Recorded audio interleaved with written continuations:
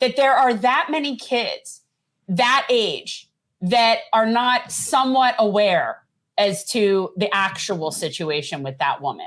I will be fascinated to see what I'm really doing this. You should. I'm going to do this in the next couple of weeks. I'm going down there. And then when the classes start, I'll go back again. But right now, I'm going to just go to the Columbia campus and ask people. I'm curious, like, what's their initial reaction to that? Yeah.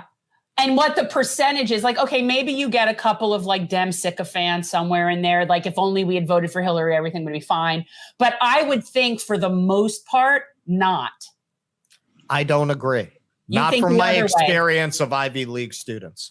My experience of Ivy League students is they are fucking dumb as dog shit. Like if you want to find out why the country is in the mess that it's in, go to an Ivy League campus and talk to these people. These are the ones who are going to be running things. Dumb. I mean, I don't think dumb versus smart versus just Hillary not being popular. That's more what I'm like. I'm not saying that I think Ivy League kids are particularly, special, but I just think in general that generation, that she's not necessarily that popular. I think it's also a reflection of where a lot of the kids are coming from. Remember, they are privileged. The student base. Well, and that's why she's popular with them.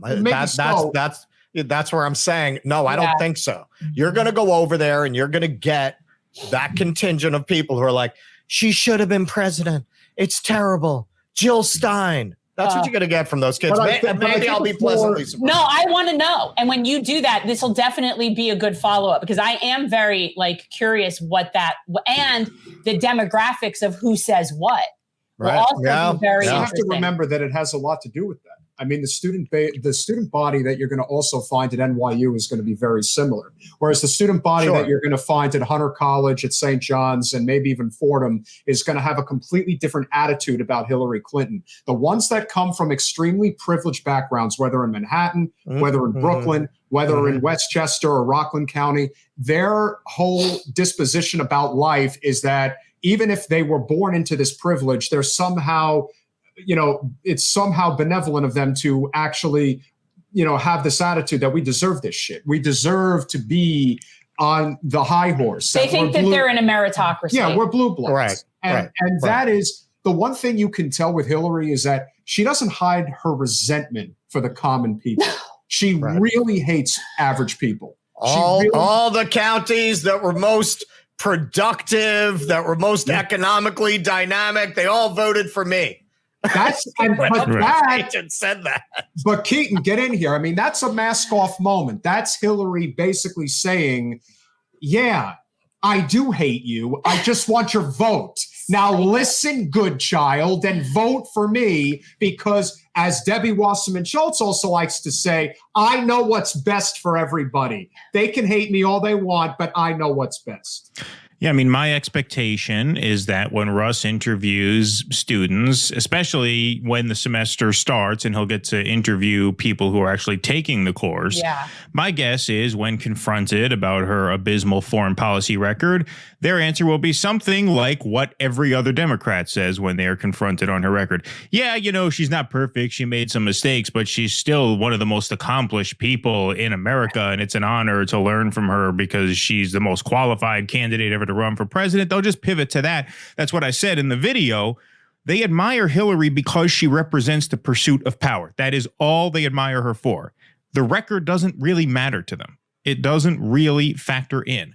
They admire her because she's a queen. I lived in Brooklyn during the 2016 campaign. They had literal graffiti of her face and Yas Queen under. That's all that matters, is that she represents pursuit of power. Why do you tell me these things? She's a woman who miserable gave it her drunk. best shot. Stop it. At the throne. And that's all they care about. That's all these people care about. I don't think it's that they don't know. I think it's that they don't care. This is the important part, Russell. You will need to distinguish between the groups of people that chose to take that class versus kids that just happen to be at that school.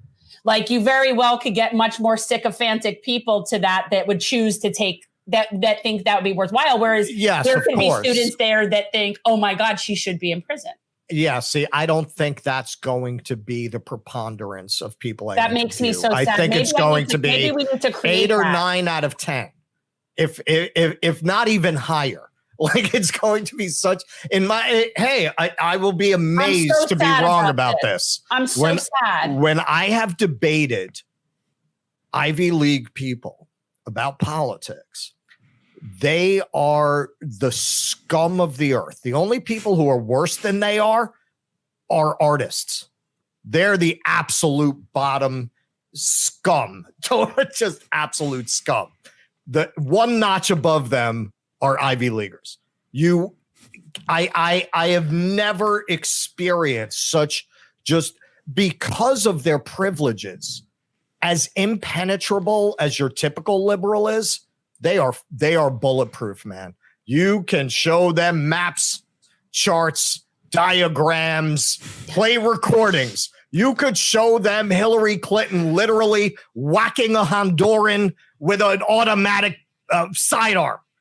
And no. Well, that was probably the situation. It was probably the situation she was in.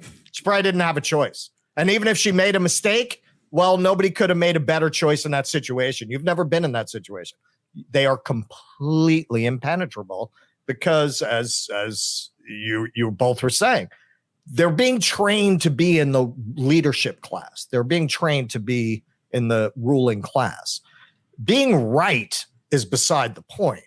Being right according to elites is the point. And if you're in a society that's coming apart, where your elites are increasingly corrupted and have no real connection anymore to basing their decisions on meaningfully trying to benefit society with those decisions, then if you're being trained to think like them, you're being trained to think badly. You're being trained to be fundamentally stupid for the benefit of your career. That's what you're going to find on an Ivy League campus. Thanks for watching. If you want to support our mission to transform politics into service, please like this video, subscribe, follow us on social media, and consider joining our Patreon, where you'll get early access to our interviews as well as other exclusive content. Links are in the description. Peace out.